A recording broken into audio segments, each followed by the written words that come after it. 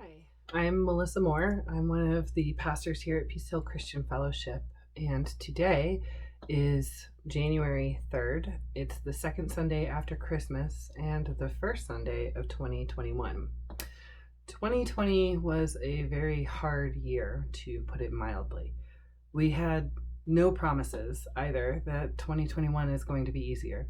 So maybe, I thought, this year it might be a little bit easier. It might be a little bit more honest to include Herod's slaughtering of the innocents in the Christmas story, which, by the way, is where it belongs. So with that in mind, join me as I read Matthew 2:13 through 18. Now when they being the wise men, had departed, behold, an angel of the Lord appeared to Joseph in a dream and said, "Rise and take the child and his mother and flee to Egypt, and remain there until I tell you, for Herod is about to search for the child to destroy him." And he rose and took the child and his mother by night and departed to Egypt, and remained there until the death of Herod. This was to fulfill what the Lord had spoken by the prophet, "Out of Egypt I have called my son." Then Herod, when he saw that he had been tricked by the wise men, became furious. And he sent and killed all the male children in Bethlehem and in all the region who were 2 years old or under, according to the time that he had ascertained from the wise men. Then was fulfilled what was spoken by the prophet Jeremiah. A voice was heard in Ramah, weeping and loud lamentation, Rachel weeping for her children. She refused to be comforted because they were no more. Though this is hard to read, we need this part of the story. We need to remember Herod and his violent reaction to the gospel, to the news that God had come to us as one of us to restore us. Without this story, the incarnation is simply sweet. It's a sentimental holiday story. It's lovely, but it has nothing to do with us. It's not necessary. Herod reminds us why the incarnation needed to happen, why God needed to become one of us, to live with us, suffer with us, and die on our behalf. Herod reminds us that the gospel, that God's dwelling with us to, and I mean this word with all of the weight it has to offer, to save us, is disruptive. God cannot transform us without undoing the status quo. We learn from Mary in her song, known as the Magnificat, that God's salvation is holistic. It's not just about preserving our souls for future life with God, though it does include that, but it's also about rebalancing power structures, raising up the poor, tearing down the rich, bringing judgment upon the oppressors, and accomplishing all of this by replacing the false kings in our tiny kingdoms with the one true king, Christ, Emmanuel. So, of course, Herod was taken aback when he learned a new king was in his kingdom. The news was not welcome to him. It meant that the system he'd come to benefit from was being disrupted. His right to rule with a heavy hand, to enjoy wealth and power and status and influence, to ignore the plight of the poor and the outcast, to consider his own family enemies and traitors, was now in question. Was he willing to give up his wealth, his security, selfish ambition, and power to make way for a new way of doing things that would strip him of his elite status and level the hierarchy he benefited from? We know from this story that he was not. He would, in fact, go to great lengths to ensure his kingdom would not be taken from him. He murdered children to prevent what he refused to allow happen. Yet we know how the story goes, how even a king couldn't stop God from making his home with us. We're often tempted to skip this passage entirely when we celebrate Christmas, preferring to end our celebrations with shepherds and angels worshiping Christ. And when we do read this passage, Christians often focus on the Magi or the flight to Egypt, or even the indescribable suffering bound up in Rachel's unending wails at the loss for her children. No one likes looking directly into the evil act of infanticide carried out by agents of the state at the command of their ruler. But we can't ignore Herod's message to us.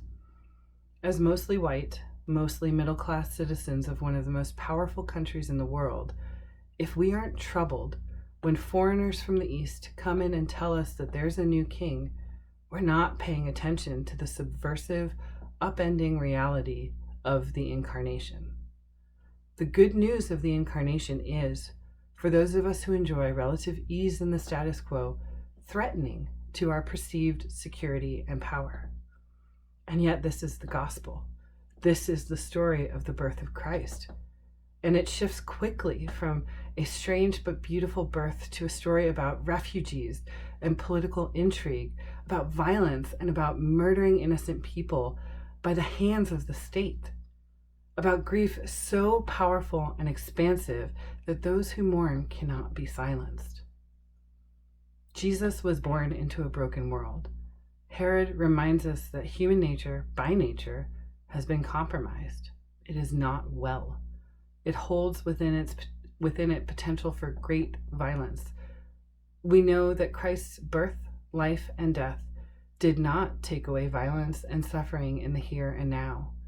In December alone, the Columbus police shot 2 black men, murdered by the hands of the state without reason.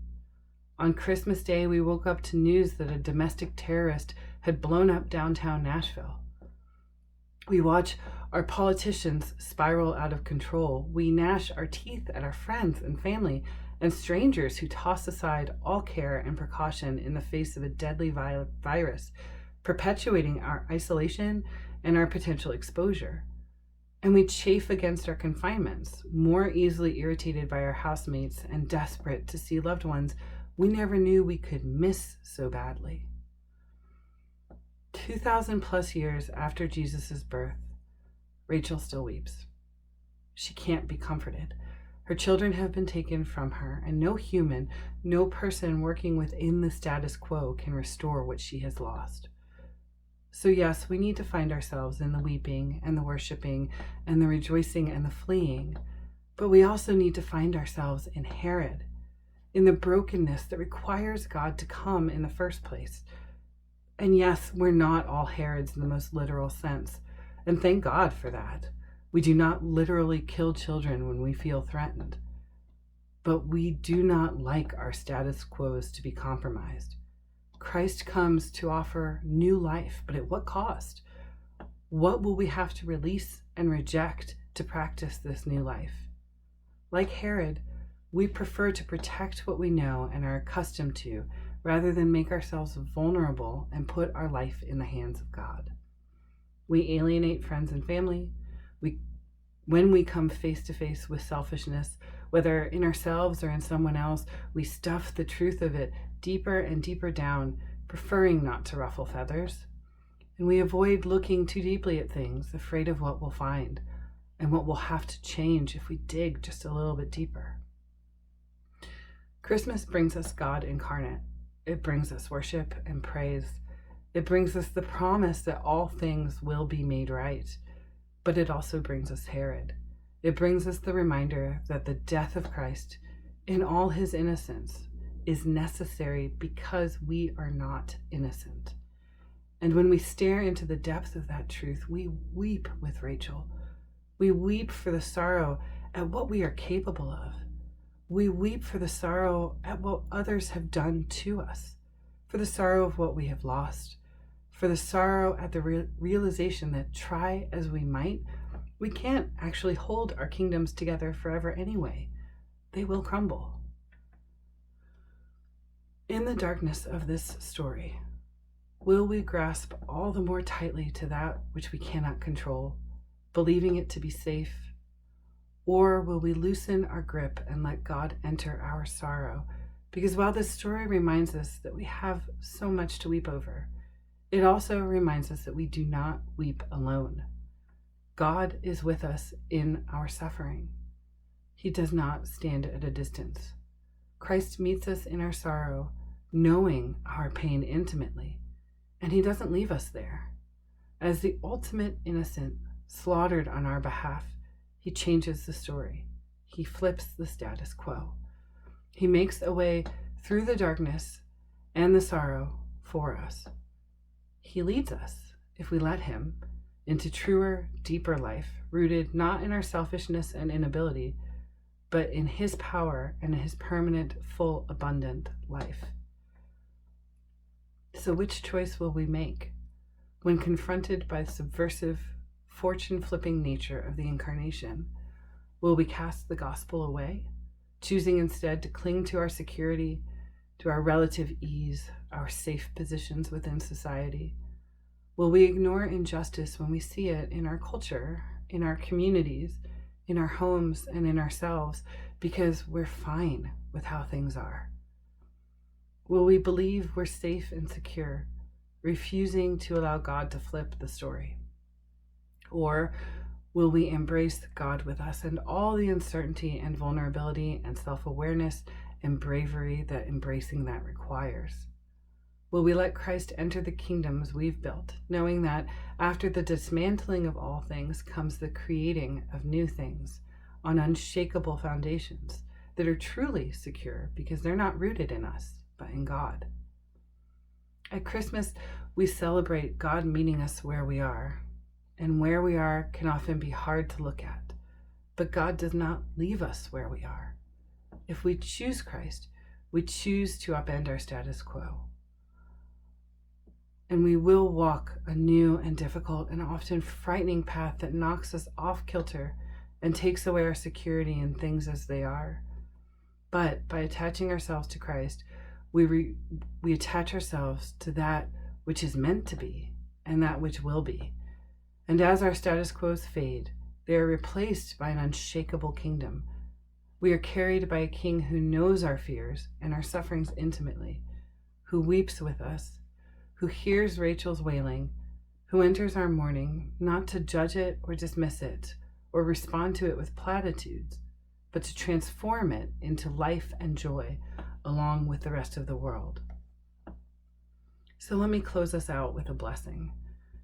This one is called Blessing for the Longest Night, and it's by Jan Richardson.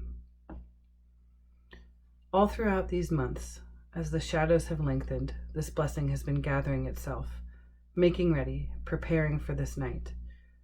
It has practiced walking in the dark, traveling with its eyes closed, feeling its way by memory, by touch, by the pull of the moon even as it wanes. So believe me when I tell you this blessing will reach you, even if you have not light enough to read it. It will find you, even if you cannot see it coming. You will know the movement of its arriving by your release of the breath you have held so long, a loosening of the clenching in your hands, of the clutch around your heart, a thinning of the darkness that has drawn itself around you. This blessing does not mean to take the night away, but it knows its hidden roads, knows the resting spots along the path, knows what it means to travel in the company of a friend. So when this blessing comes, take its hand. Get up. Set out on the road you cannot see. This is the night when you can trust that any direction you go, you will be walking toward the dawn. Amen.